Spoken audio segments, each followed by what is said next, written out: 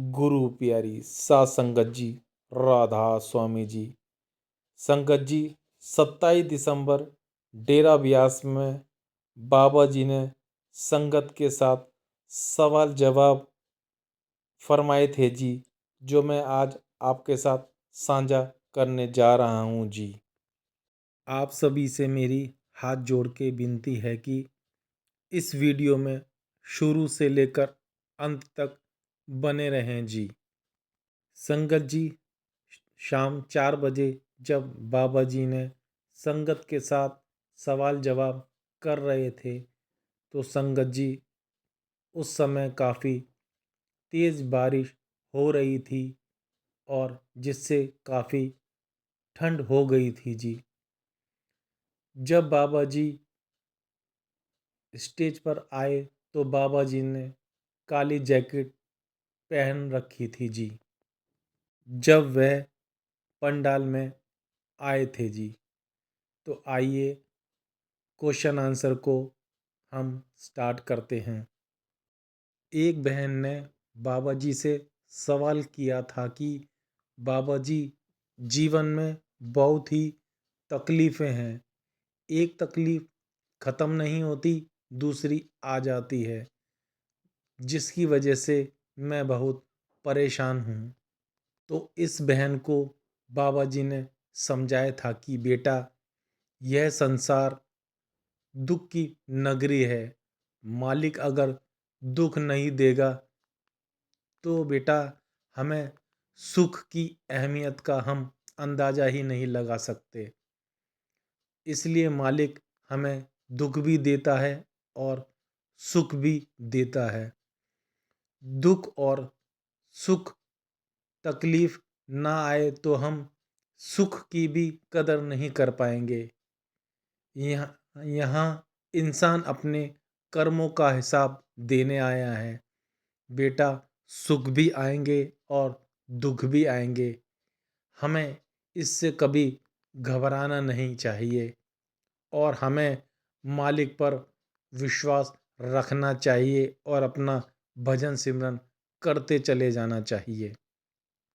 इसके बाद एक भाई ने बाबा जी से सवाल किया था कि बाबा जी, मेरा कोई सवाल नहीं है बाबा जी, मैं तो बस आपका शुक्र करने आया हूँ कि जो भी दिया है आपने मुझे, उसका बहुत बहुत शुक्र है।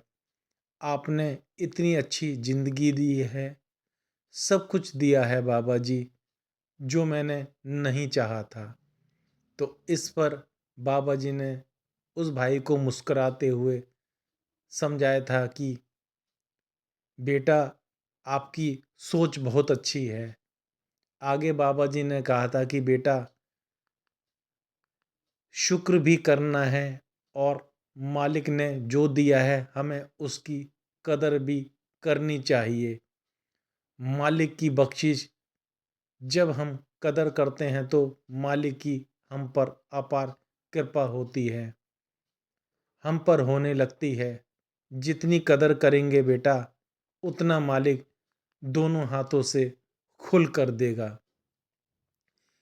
इसके बाद एक भाई ने बाबा जी से सवाल किया कि बाबा जी, जब हम सारे डेरे या सत्संग घर में होते हैं तो एक दूसरे के हाथ जोड़ते हैं। यह इस भाई ने बहुत ही अच्छा प्रश्न किया था।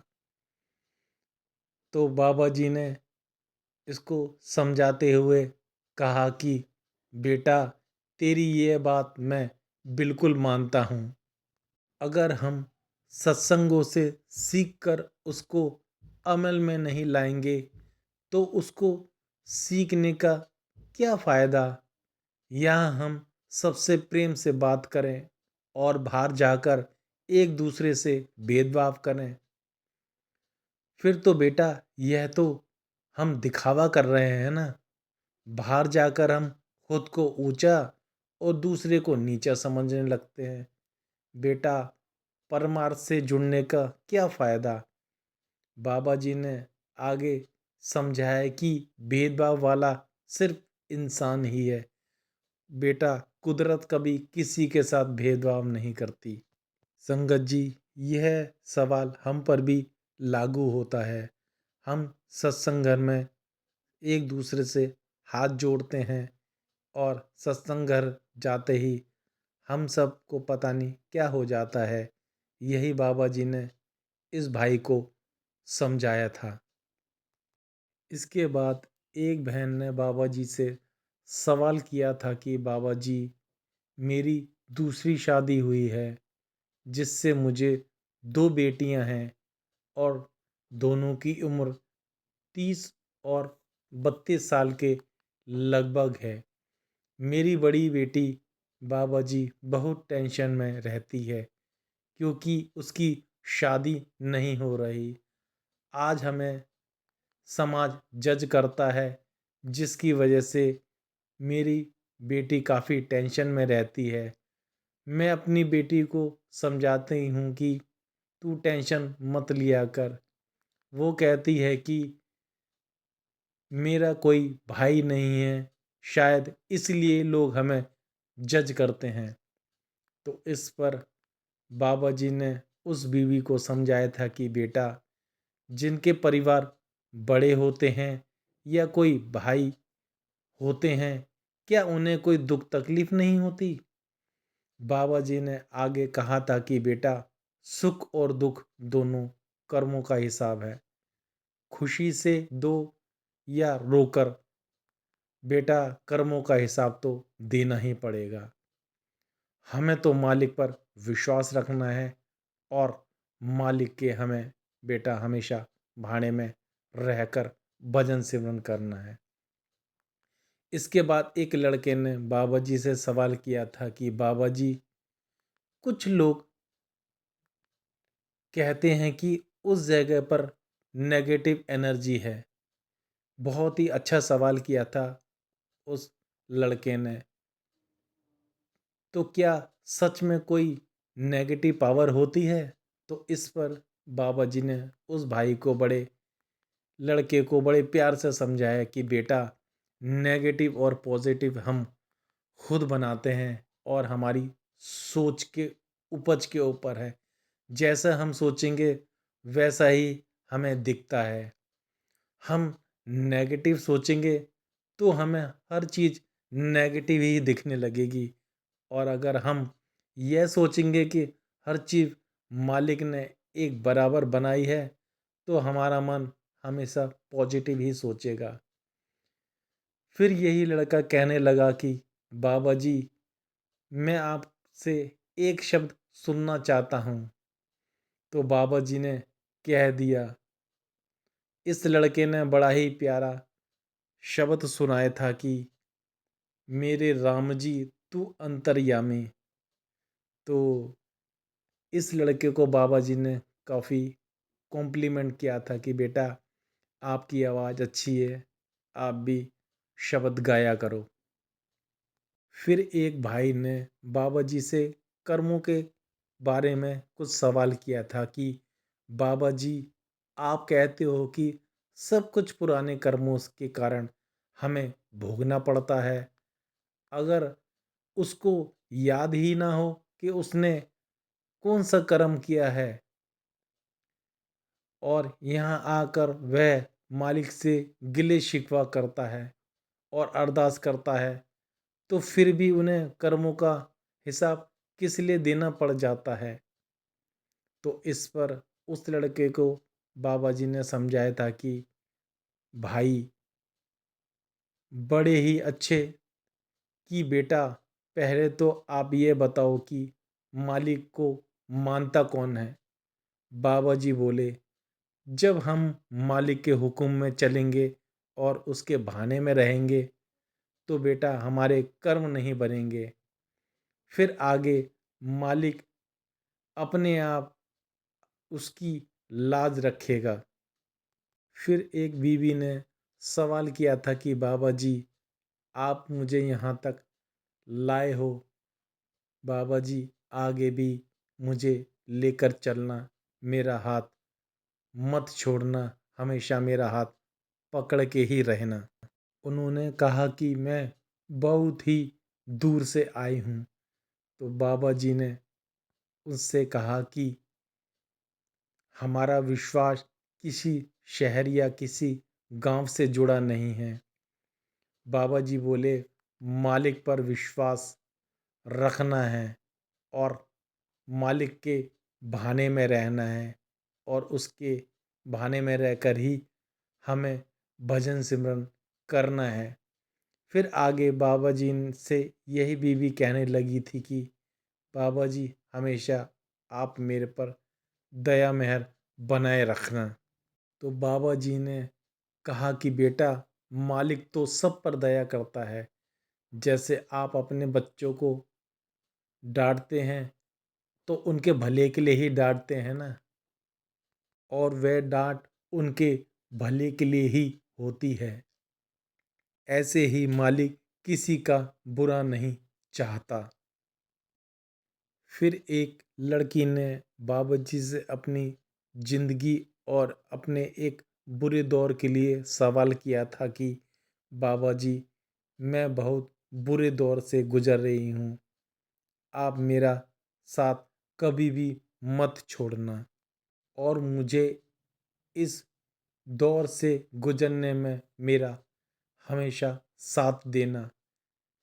इस लड़की को बाबा जी ने समझाया था कि बेटा, मालिक तो हमारे साथ 24 घंटे हैं, हमारा ध्यान ही इधर उधर हो जाता है। आप मालिक पर विश्वास रखें। बेटा, जिसने दुख दिया है वह सुख भी देगा। बेटा, अगर मालिक हमें दुख या सुख भी देता है तो हमारे भले के लिए ही देता है। इसलिए बेटा, हमें इस दुखों से घबराना नहीं चाहिए और इससे हमें कुछ न कुछ सीखना चाहिए। फिर एक लड़के ने सवाल किया था कि बाबा जी, जब अगली क्लास में कोई बच्चा चले जाता है और नई क्लास में जाने के बाद उसके द्वारा किए गए पुराने क्लास की जो बाबा जी कुछ शरारतें होती हैं, उसको वह सज़ा नहीं मिलती, तो क्या इंसान जो पिछले जन्मों में जो कर्म करके आया है उसकी सज़ा अगले जन्म में क्यों मिलती है? तो इस पर बाबा जी ने उसको समझाया था कि बेटा, जब बच्चा पिछली क्लास में फेल हो जाता है तो उसको अगली क्लास के साथ पिछले पेपर जिसमें वह रह गया होता है उसी सब्जेक्ट का ही उसे एग्ज़ाम भी देना पड़ता है। इंसान को भी सिर्फ उन्हीं कर्मों का हिसाब आगे देना पड़ता है जिसका हिसाब पिछले जन्म में रह गया था। मालिक इंसान के ऊपर ज़्यादा बोझ नहीं डालता, उतना ही बोझ देता है जितना हम सह सकें। बेटा, अगर मालिक एक सारा बोझ हमें एक ही जन्म में दे देगा तो वह हमसे सहन नहीं हो पाएगा, ना ही हम उस बोझ को अपने ऊपर सहन कर पाएंगे। एक बीवी ने बाबा जी से सवाल किया था कि बाबा जी, अक्सर सब कहते हैं कि हमें नामदान की बख्शिश करो, तो बाबा जी, नामदान लेना क्या जरूरी होता है?